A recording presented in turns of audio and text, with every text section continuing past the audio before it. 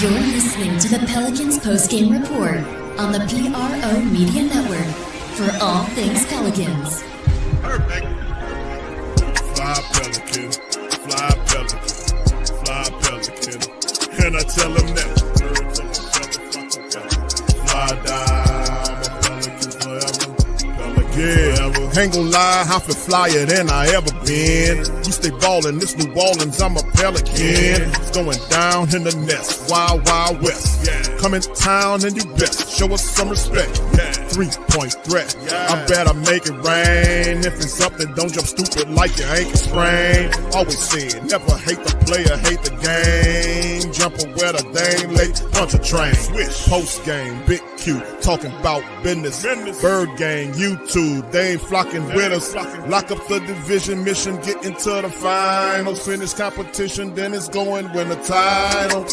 I know the flyer than you can get. Such a threat that the ref just might call a tag. You could double, you could press, but you can't check. Right, left, slide by you like a Eurostag. Fly Pelican, fly Pelican, fly Pelican. And I tell them that birds of a feather flock together. Fly down, I'm a Pelican forever. Pelican forever. And never, and never, and never, and never, and never, and never say birds of a feather flock together. Yeah, fly down, I'm a Pelican forever. Pelican forever. Just our effort, guys are flying around, covering for each other, physicality, communication. The biggest thing we've been talking about is communicating and physicality. I think we did that tonight. We talked a lot about Peters and how he's adjusted. It seems like tonight was one of his better all-around games.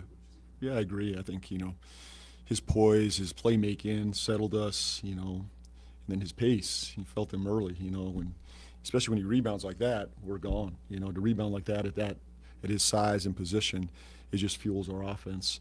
And then he continues to grow defensively, into the ball, making havoc plays out there and great attention to detail right now. I see a focused young man, so I thought he was fantastic tonight. DQ, I've talked much about him since he's but again, 7 points, 9 rebounds. It seems like he was kind of in his minutes all over the place tonight. Yeah, I think he obviously impacts the game and rebounds the ball and a hub for us. I know there's it's a little tricky. We have a number of guys handling the ball right now, but he's showing up, producing, and both the young guys have played well. He asked about the response after they cut it to single digits and you go on that 8-0 run out of the timeout and Bryce knocking those two big threes down. The confidence you have now in Bryce McDonald's those are situations where you really needed a bucket and he delivered. He delivered, yeah. He's been doing that. He and Sadiq, big time plays, and he's doing it on both ends of the floor too. But Bryce has been fantastic. That was a huge bucket, maybe the biggest game of the, biggest bucket of the game. I think we were 7. We couldn't score. He knocks down a big 3, and then we kind of played through Sadiq and Bryce down the stretch, finding the matchup we wanted. His teammates trust him. We trust him. We believe in him.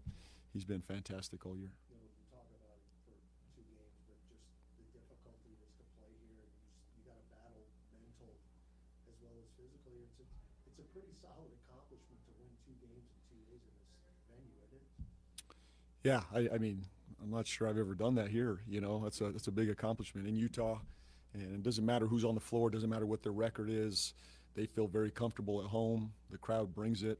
I think a big part of the game tonight was the way we started. We took the crowd out of the game early. They couldn't find their energy, and we just built that lead into the halftime. I thought that was a fantastic close. That was really the separator for the game, was the end of the second quarter. The fans couldn't really get into it at that point. Obviously, we got to close better. There's moments in the second half where we got to grow as a team, not turn the ball over, control the game, not let the foot off the gas. But to come out of here with 2 wins, fantastic. But we got a quick turnaround here.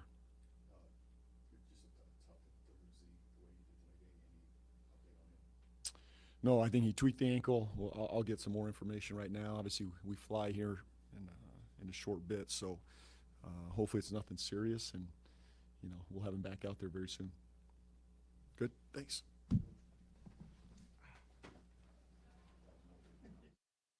For all things Pelicans, shout out to the fam, man. Pels, Get the dub, man. That's 4 straight for the Pels. They are now 19-42. They take down the Jazz. And that's 2 games there with the Jazz. And the reporter's right, man. Beating the NBA team, beating them like that in contests is tough. And you can see how the Jazz were playing, man. The Jazz were handling the business, to be honest with you, man. Big QDC, for all things Pelicans, we up in this thing, man, for this matchup. And listen, fam, it was pretty interesting to see my Pels and your Pels start to really climb and try to take possession of it. Man, to see the maturation, man, of Jeremiah Fears. You know how he played in this game. 11 rebounds from Jay Fears. Are you kidding me? 5 assists, 18 points, plus 17. Young man playing serious ball, man. Sadiq Bey's on a tear. You know, he's doing his thing. Bryce McGowan's. With Zion getting hurt, man, and leaving the game, not having Trey, these are 20-point scorers. Does it slow the Pels down? No. Sadiq Bey says you need more points, defense. I got you, 24 points. Herb put 17 in, 7 of 16. He had 3 buckets, 3 3-pointers tonight. Bryce McGowan's in 33 minutes. He had 4 3-pointers and 18 points added to it. And there were several other Pelicans having big performances to help us keep this thing going. The Pelicans improved, man. So we in this thing. Y'all hit the like button and the sub button, the subscribe button and the share button, man. PPR in here recapping this thing. Pels tune up the Jazz for their 4th straight win. As we have a back-to-back, we have to hurry up, get on the plane, and go to Clipper country to take on those Clippers who are currently on a 3-game slide. So we got some work to do, but it's real good. DC, how you doing tonight, my brother? How you feeling? DC, are you there? His mic is off. Can you hear me, brother? you supposed to hit my mic, man. Be a good moderator. All right, there you go. You got to hit your own button sometime, my brother. You know, Yeah, ask me how I'm feeling. I'm tired, bro. That's why I ain't hit my mic button, bro. I need you to do that for me. But okay, I hear you, brother. Yeah, I had a full day before I start watching the Pelicans again. But late. It's late in the game, brother. Yeah, it's late man. in the game. Yeah. But great showing, from the Pels, but this is pretty much falling into what we expected.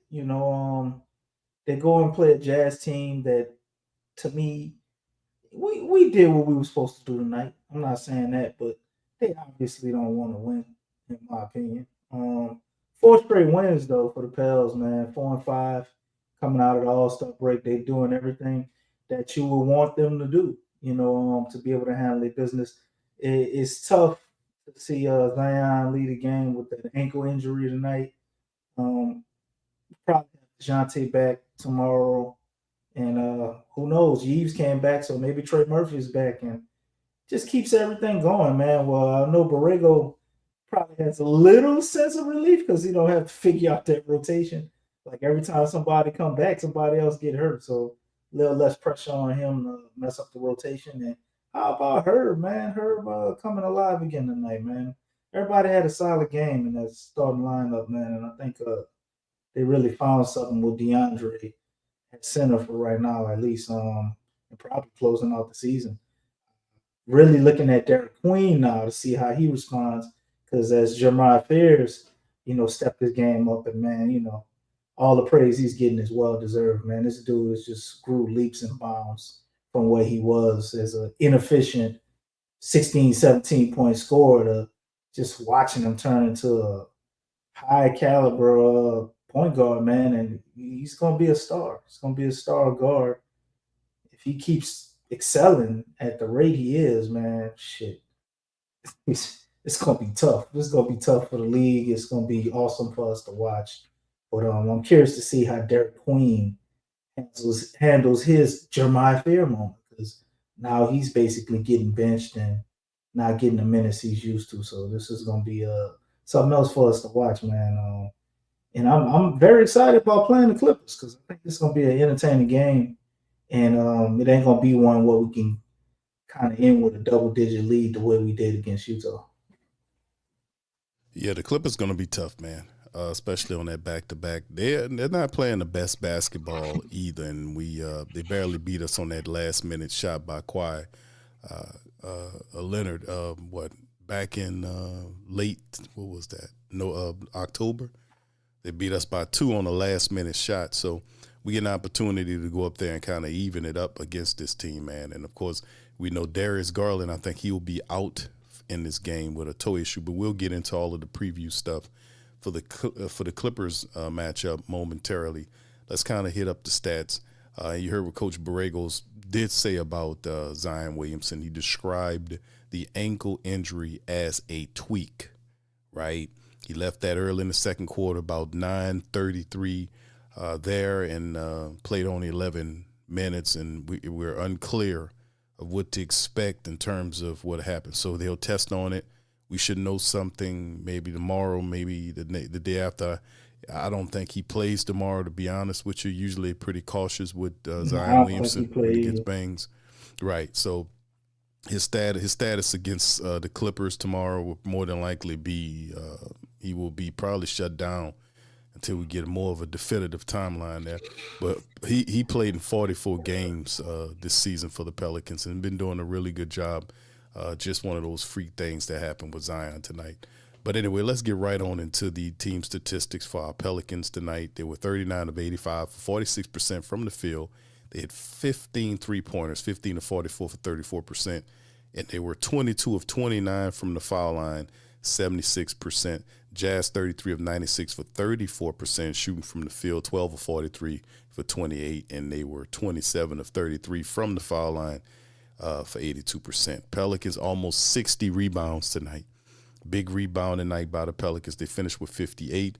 The assist game, once again, the Pelicans eclipsed 30-plus assists in the game. They had 32, Jazz with 24. Jazz did have the steal advantage, 10-5. Pelicans had the block game, 11-5. And the turnovers, Pelicans had 19 turnovers, giving up 24 points, single-digit Jazz turnovers with just 7 and giving up 9. The fast break game was Pell, 23-17, as well as the points in the paint, 46-42. And the Pelicans had the largest, they had a lead as large as 27. The Jazz, as scrappy as they were, they made it entertaining. They never led in this game at all. And the Pelicans were just able to push past that shorthanded team. Now, they did get their spark plug scorer back, but, it didn't make much of an impact right now, as we know the Jazz are looking at the future. In terms of what we had individually speaking, top scorer for the Pels tonight was Saddiq Bey. 39 minutes, 24 points, 7 of 16 from the field. He had 3 three-pointers and was 7 of 10 from the foul line. Threw in 5 rebounds, 6 assists, and 2 steals. He was plus 11 for Mr. Saddiq Bey, who continues to be somebody you can rely on for the Pelicans, playing just phenomenal basketball, the best basketball I ever seen him play of his career. Bryce McGowan stepped in there in 33 minutes and threw in 18 points. He hit a bunch of killer shots, finishing strong through contact. Bryce McGowan's playing defense, and plus he added 18 points to the offensive side of things. Man, he was finishing at the rack, getting, and ones and stuff. And Bryce McGowan's, man, I just love how he played tonight, man. If he can play like this every night, man, off the bench or in the starting role when somebody's banged up, we'll be in good shape. He also had 4 rebounds and a couple of assists with a steal, plus 9 for Bryce. 17 from Herb in 36 minutes. He was 7 of 16 from the field, 3 of 8 from downtown. Herb had 8 rebounds, 7 assists, a block, and plus 16 on defense with Herb Jones. We know Zion left with about 11 minutes, tweak that ankle. He had 4 points in the board. DeAndre Jordan in 13 minutes had 3.7 rebounds and a steal for him, plus 4. Off the bench, Pelicans bench once again was solid. Now, they didn't beat the Jazz bench. I think it was 51-49 advantage Jazz off the bench, but the Pelicans bench was doing defense and offense to help balance the team. 18 points from Jay Fears in 34 minutes, 5 of 14 from the field, 2 of 8 from downtown, but he was perfect from the foul line, 6 of 6. He had 11 rebounds to lead the team tonight, along with 5 assists. He did have 5 turnovers, 2 blocks. He had 10 defensive rebounds and plus 17. Just big performance for Jeremiah Fears, seeing the floor. The game is slowing down, and you see him developing before your very eyes. Jordan Poole in 15 minutes, he had 11 points. He had 3 3-pointers for Fears and hit a couple of them really in great moments. 3 rebounds and an assist from him on the day. Eves came back. How about Eves? He came back in for 12 minutes, had about 3 rebounds and assists, and threw in 5 points in his return. Derek Queen, 19 minutes, 7 points, 9 rebounds, 3 assists, plus 2 for Queen. Carlo in 25 minutes off the bench, 8 points, 6 boards, 5 assists, a steal, 2 blocks. Carlo just he just packs those stats, man, and just performs. And then we seen Mr. Peavy come back from injury and get a minute or so in the game. Didn't really have much of a stat breakdown, just a rebound. We've seen Jordan Hawkins too as well. He missed 2 3-pointers badly. But outside of that, the Pels were able to get a 10-point win on the Jazz. That's the second win against the Jazz as they have 4 straight and they improve and move forward. So outside of that, DC, what you got to say about that, man? Man, I'm looking at the team statistics. DeAndre Jordan come with some type of blocking perk, it seems, man. Since they didn't put him in the starting lineup, man, we just racking up blocks. I was tripped out watching you say we had 11 blocks tonight, man. He ain't had none. But since he didn't win the starting lineup, Jamar Fears got 2 blocks. We saw Misi had 4 blocks the other game. Not Misi, Carlo had 4 blocks the other game. How many Misi had tonight? I think Misi had probably about 4 blocks tonight, right? Yeah, Misi had 3 blocks tonight. Yeah, Misi had 3 blocks. Carlo had 2 by Poole, 2 by Fears. It's crazy, man. All off the bench. Yeah, looking at that, and obviously the rebounds, but the assists is the other thing as a team that I've seen them do. And, this was happening prior to the Utah game. It seems like the DeJounte Murray effect. As soon as he comes back, everybody's trying to share the ball, man. We're not seeing the whole ISO, your turn, my turn thing. So he's ignited something within the team, and it's a spirit that seems to have traveled throughout the whole team. And they got 32 assists tonight. Like, how many times have the Pels had 30-something assists this season, man? Probably only happened one other time. If they can play like that, and it's a lot of caring on the defensive side of the ball. I've seen a lot of effort after the All-Star break. Maybe the players are reignited with us. I guess holding people accountable for their mistakes. And yes, that means taking Derek Queen out of the starting lineup due to his defensive inefficiencies that they got pretty bad, at certain points this season. And they actually care about winning games. So if you see things that are happening that don't lead to winning, you're getting pulled out of the game. Like Jordan Poole had a moment in this game where he started to get a little wild, man. Borrego, I think he called timeout and set his ass on the bench. You know what I'm saying? So guys are actually being coached, being held accountable, and we're seeing it show up in the effort. And it kind of looks like a different team right now to me, man. So individually tonight, though, the performance that obviously stuck out to everybody was Jeremiah Fears. 18 points. He had 11 rebounds. Led team in rebounds, man. This is probably the shortest dude on our team. Led us in rebounds, 5 assists, 5 turnovers, but that's okay. He played 30-something minutes. He had the ball in his hand a lot. 2 blocks, plus 17 on the night. And in my opinion, he definitely is, reason we won this game. Although, Sadiq, man, Sadiq is a machine. 24 points again tonight, 6 assists for Sadiq. Sadiq definitely did his thing, and he was a part of that too, carrying over from that 40-point game the other night. But Jeremiah Fears came in, man, and, we had that lead to begin with. Jazz was shooting horribly, and then they got back in the game, kind of tied things up. And they went with that second unit, and Fears came out there, man, and he just had it on his mind tonight, man. Led a complete charge, 18-2 run. I ain't going to say by himself because his teammates were obviously involved, but it was really his unselfishness of getting some of those assists you see, although he only had 5. He had a lot of, I guess you would call them hockey assists, a lot of great passes and in timely situations that contributed to other guys passing and putting other teammates in an excellent position for us to be able to score, man. And everybody's playing defense. And that charge was led by him. So he had the most impressive performance tonight, and obviously I say what I said about Sadiq, and you already covered Bryce McGowan, so I'm gonna give him a shout out. 4 for 10 from the 3-point line, man. This dude a true 40% shooter. Q, I think it might be real, bro. But nonetheless, Just need him to keep this up, bro. Sometimes I've seen some performances by Bryce where he had this passive aggressive thing. If he can mix his game like this and stay balanced with defense and offense, man, this will work for us. them giving him that contract, man, seems to giving him a lot of confidence. Yeah, I haven't absolutely. seen him have those type. I know the games you're talking about too, but I haven't seen not one of those games since he got that contract. Bryce to me is a guy kind of does all the right things, right? Do all the things you're supposed to do. He's obviously listening to the coach and going out and implementing his role.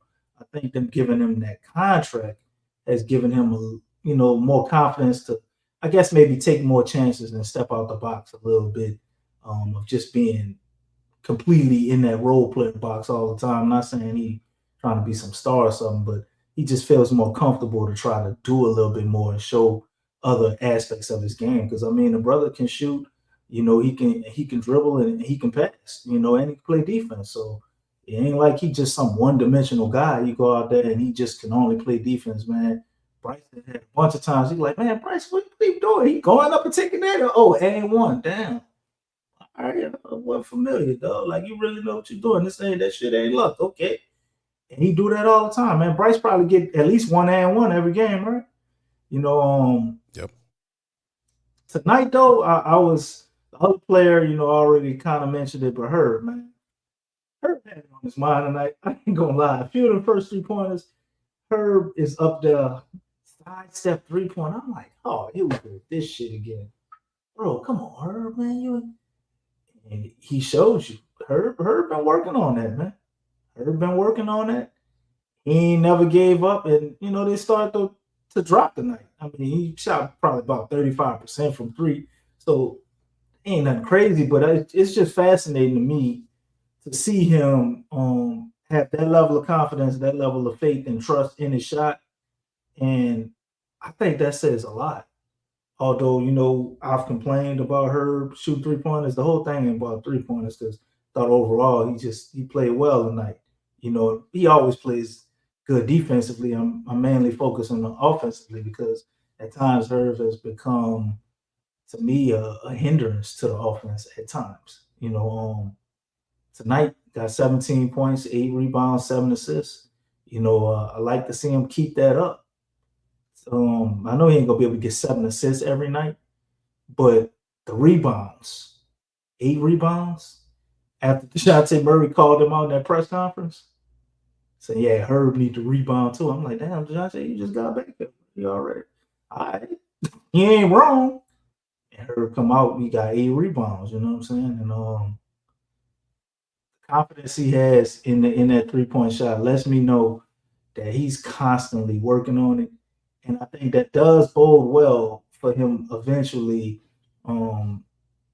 maybe getting back or close to that 40% guy that we seen when Herb had his best season, man. Because confidence is everything with shooting. And tonight, just looking at it, even though as much as I complained about him taking too many threes and taking them at the top of the key, I definitely got to respect and admire his confidence for him to keep shooting them and not allowing teams to just leave him in a corner. I know he don't want to be that guy that's scared to take the shot, and I don't think he ever will. And I think that eventually they'll start falling. And we're seeing Euro Herb come back tonight. That's what I was looking for, man. He'd be attacking the paint, cutting, hitting that Euro step. I think that's when he is at his most effective.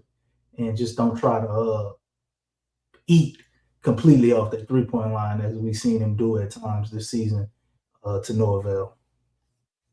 Well, to be honest with you, since you criticized him on taking those shots several games back, man, he it's been a change. No doubt about it. Yeah. Since you mentioned it, I called it out, man. I got to give him his praise too, bro, because Yeah. it's coming together tonight.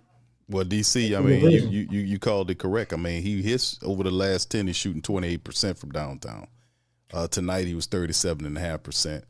So yeah, the game came together for Herb, and we definitely gonna need that extra production from Herb until we see what's going on with Zion, until we figure out what's going on with Trey Murphy. We're gonna need You some of think these other guys to step Zion? up. You think Zion plays tomorrow? You said no. No, I would say no. I would definitely say no to Zion playing tomorrow. He did reference it as a tweak, which is it doesn't worry me that when you tell a player he just tweaked it a little bit. But it's Zion Williamson. We know that the Pelicans, regardless of who running the team, they always seem to be extra cautious with Zion. I think he when comes gets hurt. back a lot earlier than expected. I think it's only a twisted ankle. I mean, man, you could throw a little ace bandage on there, put some Novocaine on that sucker, a little Novocaine pad. You know, he'll be all right. I think we probably see Zion against the Lakers, though. Right, And I think right, they hold him out against the Clippers because, all of those games are just too close. You got right, him on Sunday, and then you turn around and play the Lakers on Tuesday. right. And then who do we play on Thursday? Sacramento? I think it was. Hold on, let me look I at think we it. play Sacramento. I'm gonna have to look it up. I don't have the schedule in front of me, but yeah, I believe it's Sacramento, man. And if you're able to beat the Lakers or serious about beating the Lakers, you're gonna need Zion. But you don't need Zion to be able to beat Sacramento. And I think you can beat the Clippers without them too, with the roster that they got. They're pretty short-handed, so I think we see them yeah, against the Lakers. yeah. Tomorrow's the Clippers at 8 p.m. Then Tuesday is the Lakers. Then Thursday it's Sacramento. Then Friday it's Phoenix, and then Sunday it's Washington. Then the Pelicans come home. Next Wednesday against, the Wednesday after next for Toronto at home in the Smoothie King Center. That is going to be a Wednesday game. We'll be back. So yeah, they got a couple of games, man, that we got to see, and of course we still watching to see what's going on with Trey as well. But the Pelicans, man, they're a deep team. They did get Eves back tonight. You've seen PV return. They're gonna have to dig into the bench there to help out with the rest of what's going on here. But you asked the question about how many times this season the Pelicans have recorded 30 more assists in the season, and according to the statistics I looked up, they said it's 6 times. DC, 6 times this season, the Pelicans have had 30 or more assists in the game, and the record when they get at least 30 assists, excluding overtime, they're 4-2. Their season high was like, what was it, the 40 assist game? Mm-hmm. But outside of that, man, that's what they're saying. So when they move the ball, they pick up some wins, man. 4-2 during that time. All right. So anyway, let's kind of move on and get into the preview side of things, man. Next up, we got the Clippers, man. This will be tomorrow, 8 p.m. Central Time. That's our time here, but it's going to be another late West Coast game, and it's going to be interesting against this team. We've lost 2 games in a row so far to the Clippers. We barely lost the last game against the Clippers on the last minute. Leonard shot. He shot the ball, a jump shot, walking off, a walk-off jump shot to get the win on us. Darius Garland, who the team picked up, is according to what they're saying, that he's going to be out for this upcoming game with a toe issue. He doesn't return and supposed to be until the following game. Now, John Collins is a game time decision. He got a head issue that he dealing with as well. So we'll see what that looks like. We know DeJounte Murray should return for this game. We don't know what's going on with Zion quite yet with the ankle, and Trey might be a few more games before we see what's going on with Trigger Trey Murphy. As I mentioned, the Clippers are on a 3-game losing streak. The record is 27-31. They're on a 3-game slide currently, and we gotta take advantage of that, man. So this is not going to be an easy game, regardless of what happens here, DC. I mean, the Pelicans gonna have to keep putting this stuff together. Look at these statistics right here that this team have in terms of what they do. They average just under 112 a game. That's 27, but they stop you in terms of opposition points per game at 112.2, 7th in field goal percentage, 12th in the free throw attempts, their first in free throw percentage there, 14th in steals per contest, and 17th. Our Pelicans are improving, so a lot of these statistics are starting to kind of climb a bit against this team, but I don't see the Clippers as a juggernaut. You know what I'm saying? Despite the fact that they have Kawhi Leonard, and he's a difficult player to deal with, DC. The matchup indicator is definitely saying that they got the Clippers overwhelmingly smashing down on our Pelicans 74% to 26%. So going up there, they're 14-13 in their building, 27-31 overall. The Pelicans on a 4-game winning streak, feeling really good, man. We're missing out without, we probably won't be without Zion. We definitely won't be without Trey, but we got everybody else. DeJounte should return. What are we looking like here, man? What's the preview in terms of what we do to get the victory? I think it's really simple, man. The Clippers obviously aren't going to be a team that, just 100% gives it to you. I don't know how serious they are about winning either, man. It's getting to the point where it's like the last chance to tank for some teams. I know as long as Kawhi out there, you always got something to worry about, right? They do have Brook Lopez, John Collins. If he's truly out, I think that would be a big blow. Ben Mathurin definitely could score, but to beat the Clippers, man, I think the main thing is gonna be not on the refs, but we can't get handsy, man, and overfoul, because if we send them to the foul line, like you said, they're number 1 in the league in free throw percentage. A lot of that's probably because of Kawhi, because pretty sure he's probably like damn near 90% free throw shooter, 88%. And it's really trying to contain him. The point guard is an issue for them right now. Without Darius Garland, this James Harden isn't there anymore. Rebounding is a real problem for them right now. So I think we match up well with them with our length. And if we run the type of lineups we ran tonight, we should be able to have another 55, 58 rebound, game against this version of the Clippers. This isn't the same version of the Clippers that we faced when Kawhi hit us with that game winner, man. I mean, there's no more Zubac. There's no more James Harden. Bradley Beal is out for the season. Right. John Collins may be out. This is a lot. They don't have Darius Garland, who's supposed to be the next guy to come there. So you're depending on Ben Mathurin, Nicholas Batum to do something. And you got Chris Dunn, who's very serviceable point guard, and I think can play solid, but Chris Dunn ain't scaring nobody offensively, a really good defender. But Bogan Bogdanovic is actually on this team. Wow, I didn't realize that. But they got him way in the back of the depth chart, so he in the rotation. Yeah, he ain't a factor in so Derrick Jones Jr., ain't that? So it's simple to beat the Clippers, man. You got to go out there. Don't get crazy with the fouls, man. Try to stay out of the foul game. Don't get foul baited.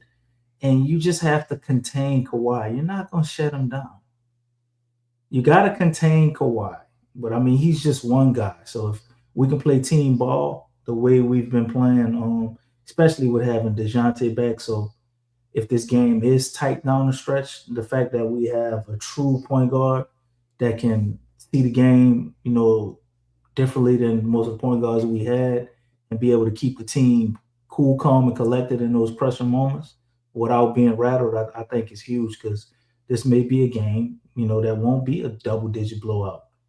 We might have to go down to the end of this game and be able to handle business in those last 4 minutes to not squander the opportunity to be able to move up again, because I think if we beat the Clippers, we move up another spot in the standings, probably like 12th or something like that, if I'm not mistaken. So we'll see. We ain't got to wait long. We'll be right here tomorrow. What's the starting 5 for the Pelicans? Who's coming back? I mean, I would imagine you're gonna be without Zion, and more than likely you'll be without Trey and Zion. if Trey and Zion is out, I don't know, man. That's tough. I mean, you got Murray. Murray returning. Murray, Herb, Sadiq. They're gonna play DeAndre Jordan. DeAndre is gonna be the Sadiq. McGowans. Herb. Yeah, I mean, you would have to. You would have to play McGowan's. I think just for the sake of the matchup, maybe it's smart to depending on the conversations they have with him after this game, because his defense was horrible. Maybe you throw Derek Queen in and give him a start this game on the side of DeAndre. I think being out there with Herb and DeJounte and Sadiq and DeAndre, that could cover up a lot of his liabilities, but more than likely it's gonna have to be Bryce, man, just due to the shooting. He can hit down wide open 3-pointers, and other than Sadiq, I mean, that's pretty much our only legit 3-point threat. Maybe Herb is coming along, and what we saw this game is a sign of things to come, but till that's for sure, you probably gonna have to go Bryce, right? Yeah, I would say Bryce because with Trey out, with Zion out, I would say it'd be DeJounte Murray. He returns. Sadiq Bey, Herb. They're gonna play DeAndre Jordan, and I would say Bryce McGowans, and then your bench should be interesting as well with Queen coming up off the bench. Then I'm pretty sure he'll use Carlo and the Eves at some point, Fears, Poole, and somebody going to get some extra minutes. It more than likely it's going to be Peavy. So Peavy might get a little extra time there as well with them lineups getting jumbled up a bit. We'll see. Oh, man, you might not have a lot of extra minutes to go around because you're gonna have to play Misi and Carlo, and especially for the matchup, I would like to make sure all our bigs get sufficient minutes because Clippers on a very big team right now, and I think that would benefit us a lot to stay big against them. Yeah, we'll see, DC. We'll see how that looks. But you're right, the Clippers they starting big. It's Brook Lopez. He's like 100 years old. And like I said, they lost. Yeah, they did give up a lot in that trade, man. And this is not the same team that we've seen, man. So they're still a well-coached team, man. For the future, man. The Clippers ain't worrying about this year. They're gonna try to draft some people and sign somebody else to pair with Kawhi and Garland, and then they're gonna make a run at it again. But they ain't worrying about nothing this year. Right. All right. So anyway, with that being said, man, what's your call, DC? Who gets the dub, man? I think we get the dub, man. The Pels, the Pels have shown me that they can be competent enough to go ahead and take what's being given to them. And the Clippers are wounded right now. You're playing a pretty good brand of basketball. You're confident. And we're going to have DeJounte Murray playing. If DeJounte Murray didn't play and we got the same, lineup we got tonight, I don't know. The Clippers might be able to get us with, no Zion, no Trey, no DeJounte. I don't think we could beat them. But with DeJounte coming back and Ferris playing the way he's been, and you don't have to put the pressure on him to put him in the starting lineup. You kind of let him stay in that role that he's been in. I think mixing him and DeJounte, man, just kind of solves all our problems at the point guard position. And that's really, people be looking at the Pels and be like, man, why are they so sad? They got all this talent. And to me, it's always been the same issue for years, man. We never had a point guard along with the health stuff, and we had Willie Green as our coach.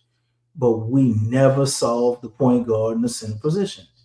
This year, you can see now, just with DeJounte coming back, just having a competent point guard along with a very, very up-and-coming rookie point guard with Fears, just solve so many of your problems. Like, we got 30 assists, 32 assists tonight, man. So with a point guard, the Pels always have the ability to be a very scary team, man, and be able to beat any team on any given night. Coaching would be next because we have to figure out how to consistently play like this and stay like this. And if Borrego make the play in Q and get to the playoffs, he's still gonna be the coach. I mean, if he gets to the plan, yeah, if he gets in the plan and they gets to the plan and gets him into the playoffs, that what you mean? Will he be the coach the following season? I would have to challenge that.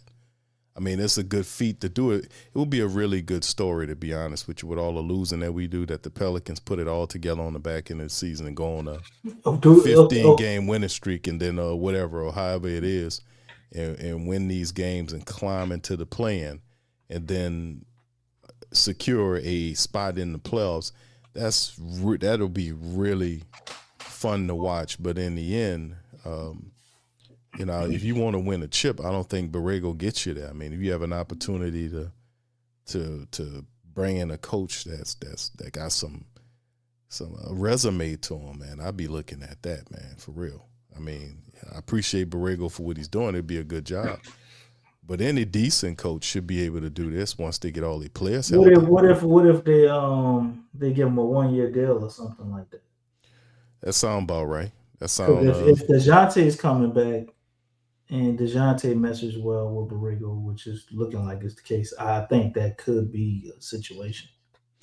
I don't like the idea. I'm just saying, you can't have it every way, man. If they make the play and oh Lord, if they fuck around and win them 2 games and make it to the playoffs, it's pretty much. I mean, it makes a case for them to stay, but still in all, if I'm James Borrego, Joe Dumars, I think it's a good feat to be able to do it, but I wouldn't entirely let it cloud my vision in terms of what I want to have in terms. Because listen, if he screws this up and stays with this guy, keeps this guy from the previous administration, that's going to be a mark on him. So if any chance you have to be able to clean the cupboard and get a coach that that has the resume that you can bring to excite the base, if it's between them looking at a Malone or a Coach Bud or somebody like that, man, I'm going to go with them guys, man. It's the resume. They got championships, man. And Borrego's a good dude. He's not a guy that's going to take you to the promised land. I mean, you might do something nice and get a little play-in, and if you're fortunate enough, you might be able to get into the playoffs and before the first seed clean you up because your defense still not good enough. We're still not there. We're winning some games, but don't get clouded by the fact that a lot of the teams we playing, they're not playing. They don't have their best players. We played a Utah team that we beat, yes, indeed. But how would this game look if they had Laurie Marketing, if they had Jaren Jackson Jr., if they had all these other guys there? How would this look? We were having problems with some of these guys. We had to hit shots, but the Pelicans defense, even though they're winning, that defense is not there yet. That defense is not there yet, and that is Borrego. That's not his sticking point. I mean, they're doing better offensively, but the defense is not good enough to compete with really solid teams. We just give up way too much easy stuff inside, man. They still confused on how to play defense. They still don't know how to switch well. But yeah, you would have to get a coach that is balanced, that understands how to coach defense and offense, that has a resume that players will respect. And that's my mindset. We done did this before with all this other stuff with these different type of coaches, the Willie Greens and all these kind. So I would caution Joe Dumars to not get caught up in the now and be more of a visionary, look down the road and know your history of this team and understand when you get a chance to get a really good credentialed head coach with a championship ring that command respect and the dude sitting there waiting and it's available, then you go after that. You don't do the cheap man route and the safe man route by keeping a guy that you had here before. That's not going to get you anywhere. You got to be able to make some chances. And if you the new GM here, man, you better go out and get your coach. Get your damn coach. Don't sit up here and play with the rest of these people that have been here for some times. And like I said, I'm not clouded by that. I'm happy for the wins, but I'm telling y'all. I mean, you shouldn't be, man. But I'm telling y'all, I'm not an excited dude. The optics of us having what's your boy who's in Minnesota? Finch. we had Chris Finch, right? And He then was an we assistant. Yeah. yeah, and we let him go, and we had to sit through, the whole Willie Green shit. How different would things have looked if we kept Chris Finch? Well, Then been a you bit got different. Borrego. If he make the play in or the playoffs or whatever, I'm pretty sure that will bode well for him finally getting a chance of having a coaching job somewhere, regardless of his year. Man, what if he's successful though, man? I mean, the optics just look worse I and care. worse. I don't But care. if I don't care about that because you I mean, should get your own coach as a new you're right. That's GM. what You I'm gotta you saying, gotta DC. start You got to off get your fresh guy with your own stuff. with your own stuff. Even if the other guy is successful, you still should start with your own stuff. But look, but that could be said about everything. That could be said about Players. about players. We seen players. Look what Bi doing. Look what we seen it in a small increment with Dyson Daniels when he got to Atlanta. We seen the two general managers leave the Pelicans and have success to a degree in operations they're running now. We seen what Bryson Graham did with Atlanta. He's making moves there to make them competitive in the future. We seen what Trajan Langdon is doing with the Detroit Pistons when given a chance. So it's nothing new. We've seen general managers and players leave this organization and go somewhere else and thrive because the environment is conducive for that. So when you have an opportunity to kind of clear out things, the last thing they haven't done is the coaching staff. I mean, they've made personnel changes at the administrative level. They've made changes at the player level. They have not made any changes at the coaching level, which is the last thing they have to do to kind of shift this thing in a direction. We picking up wins now, but remember, there's teams that are looking to tank that we're playing, that we'll be seeing that's looking to tank. They have an incentive to lose, sad to say. We do not. We don't have a high pick. We don't, we're not even factors in that crap. We got a second round selection that we got because of the Jose Alvarado trade. But outside of that, the draft is that's a non-factor for us. We're actually trying to play for a play-in spot. And the Pelicans, this is where we are. So if they make the play-in, that's terrific. If they sneak into the playoffs, that's cool. But at the same time, I will not be swayed by just that. I have to be able to get a coach that can be able to coach offense and defense and bring a staff in here. We scoring a lot of points, but fam, this staff is not no. I mean, this season we got 20-something games left, and they still don't know how to switch. And you can hear that AD and them talk about the same shit over and over again. It's a little better, I think, after the All-Star break, man. It don't look as bad. Man, it was a freaking layup line against the Jazz, dog. The people was walking in there. The people confused. They don't know who they got people pushing each other, pointing. That comeback, that shit's kind of crazy. Right. I'm like, man, that shit, we blowing these people out. Now, we winning, but I'm saying at the same time, we allowing the Jazz to make it a game because of the defensive breakdowns, because the Pelicans will just get stuck. They will not. They don't know who they're switching on. They're still poorly switching. They're still allowing defenders to walk up to them and push them into the direction that they're going. You see what I'm saying? You can't allow that. If a defender is attaching himself to you and trying to guide you with him, he's trying to set up a mismatch against you, and you do not go there. You don't go there. You communicate to your partner around there, and you tell them, now you guard your yard, you handle your business. And we still having issues with that. And when we start playing these more difficult teams that are locked down on your ass with defense, then you're going to start seeing the Pelicans kind of struggle a bit. So we have to be able to still solve some of those issues. And we're doing better, but we're not there yet in terms of our defense to be considered a force just yet, right? So like I said, it's still stuff that we have to do. That's why I'm saying it's nice to see the Pelicans pick up wins finally, because they've been losing for a long time this season. But at the same time, man, I need respectability from the coaching staff and leadership. And I don't think we totally have that type of level of coaching. It's levels to this. And James Borrego, as nice of a guy as he is, to me, I would not. He doesn't have a championship ring as a head coach, and they got several out there, man. If I'm Joe, I'm going to get that coach. I'm not going to sit here and play with somebody else's people. That's just me. All right, so anyway, DC, last thoughts on that before we get on up out of here. See what the Pels do against the Clippers, man. This is, I guess, been the highlight of the season for us, right? We actually look like we're competing for something. Guys are showing up. It's a different look, different energy. This is kind of the expectation I think we had of the team looking within, 5 to 10 games of Willie Green being fired. That wasn't the case. But right now, man, Sadiq Bey is looking like somebody that we definitely gonna have to find a way to give a contract. You've Yes, seen indeed, bro.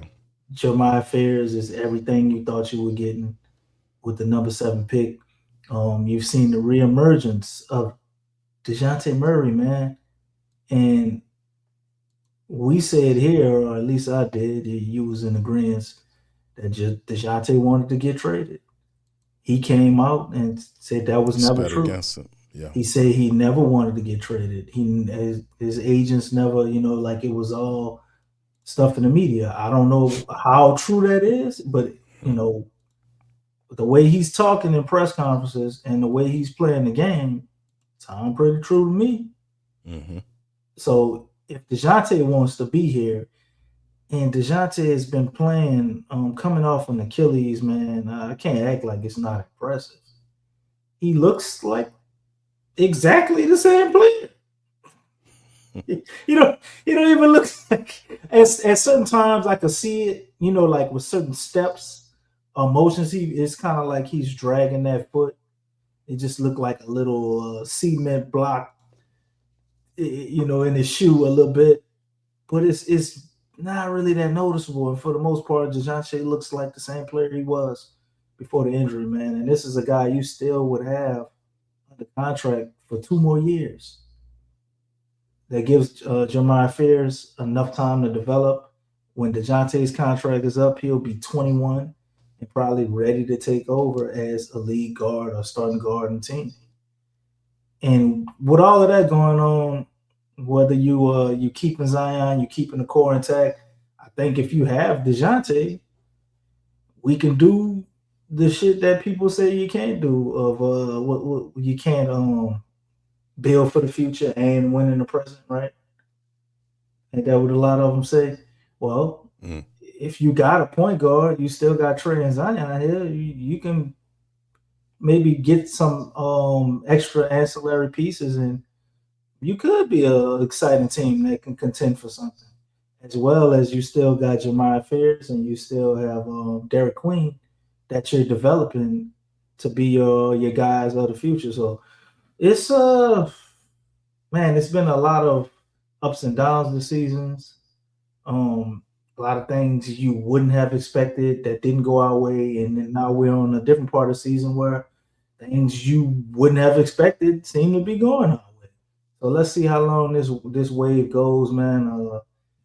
Be exciting to finally watch the Pelicans in a meaningful basketball game against the Clippers. I know they're like 19 and 40 something. I'm saying a meaningful basketball game. Well, the Clippers only got 27 wins. We beat them. We would have we 19. We got 19 wins, right? We don't have 20. Or do we have 20 wins? We got 19. 19 wins. Okay, so we beat the Clippers. We got 20 wins. They got 27. So you'll be 7 games away with probably a little under 20 games to go. Or is it still 20? I don't remember how many games we got left. But yeah, man, it's gonna be exciting going down the stretch if the Pels can continue to keep playing the way they're playing and getting some wins, because the schedule is gonna get easier. It don't get harder; it get easier than what it is after this road trip. So this is gonna be very interesting. Yeah, that's very true, DC. Currently, right now, the Pelicans are about 10 and a half games behind the Clippers in terms of that. But it's because they have 31 losses versus our 42 losses. So it's a 10 and a half game differential to catch them. But the only way to catch these teams, you got to beat them. Well, you beat them, that's it. That's an automatic 9 right there. It ain't gonna go to 9.5. It might go to it's gonna be 9 flat, right? If you beat them, so it'll be 9 flat, yeah.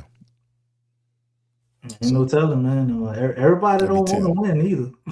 It'll be 10. It'll be 10. I think it'll be 10 if you beat them.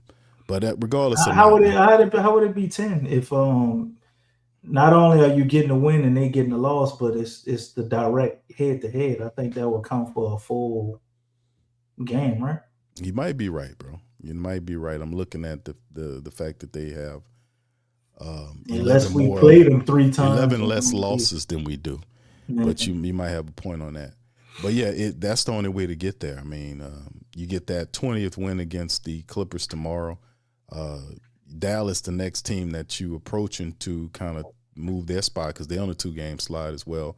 They've won 2 of the last 8 games, so the last 2 of the last 10 games. So they're not really playing good basketball. Dallas, they got an issue as well. So the Pelicans with a win would be able to be about 3 games closer to them. And like I said, Memphis, their basketball isn't all that either. They're 3 out of the last. They're 3-7 out of the last 10. So these teams ahead of us are not playing very good basketball. Clippers not playing really good basketball right now. So Pelicans, man, the tournament where we see Zion and Trey at, man, a lot of teams looking to tank. Pelicans aren't, so they are motivated to win. This mix could help them, man. So yeah, we could see something special here happen here. Yeah, so Memphis won't win nothing. I don't think Dallas do, no. And I don't think the Clippers do. But maybe it ain't the Clippers. Maybe it's Portland. But this is the last chance to tank. I'm gonna keep saying that because they talking like they about to change the rules, man. So yeah, they most certainly will. Come I up think with teams changes. gonna capitalize on this, man. Teams that definitely have ownership in their pick, like why not? This may be my last chance to try to get the type of player I want, and it's under my own control. So we got some games to go, man. But you're gonna see people gracefully bowing out. Yeah, and maybe it may be a team we don't expect. What if Golden State just like, you know what, fuck it, Curry ain't coming back. We got rid of Kuminga. We ain't really get nothing. What if Golden State just decide they want to tank? Who knows, man? I mean, we have to wait and see, bro. But like I said, it's a lot of teams that we have that will play that are directly ahead of us for spots that we want. I mean, whether it's the Clippers, the Lakers, we got the Clippers 3 games, before the end of the season. We got them in L.A. Tomorrow. We got them twice in the Smoothie King Center and back-to-back games in middle of March. Mm-hmm. So we got a bunch of teams that we're going to see on our schedule that are teams that's ahead of us, which, we pick up some wins, we can climb into the plan, man. That'll be fun to watch. All right, so anyway, with that being said, what do you guys think? Put it in the chat. Let us know how you feel about it. Do you think the Pelicans – how long of a streak you think the Pelicans can mount? You think they can get a 5-game winning streak, kind of tie the 5-game winning streak we did, in December? What do you guys think on that? Could we beat that? Of course, we got the Clippers, and then I think the Lakers after that. So we'll be tuned up, man, trying to do it. That's the Clippers, the Lakers, the Kings, the Suns. Then we come home for Washington. Can the Pelicans finish strong on this 4-game trip out west, man? Y'all tell me what y'all think in the chat. With that being said, we're going to see you later, man. We'll be back tomorrow to talk about the Pelicans matchup and the win over the Clippers. I'm putting it in there. Pels win over the Clippers. With that being said, we out. Much love, peace, and go Pels.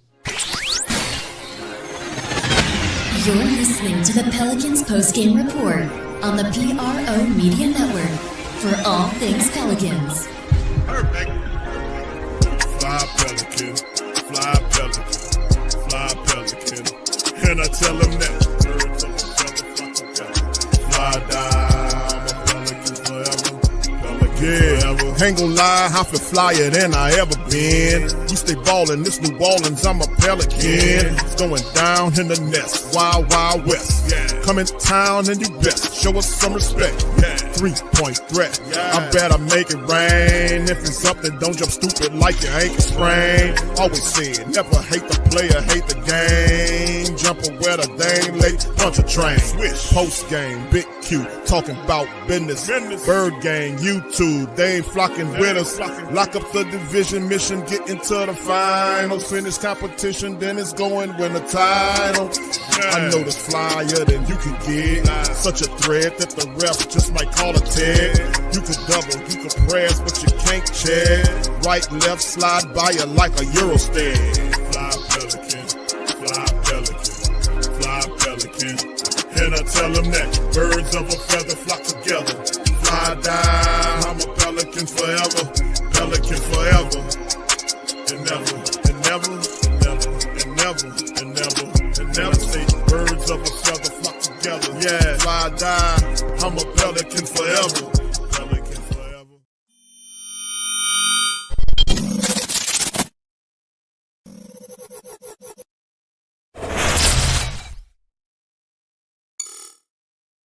Hey, New Orleans! Whether you're catching up on Saints news at Jackson Square, checking Pelicans scores in the Garden District, or staying updated on LSU while grabbing coffee in the French Quarter, there's one place that keeps you connected to everything that matters in our city.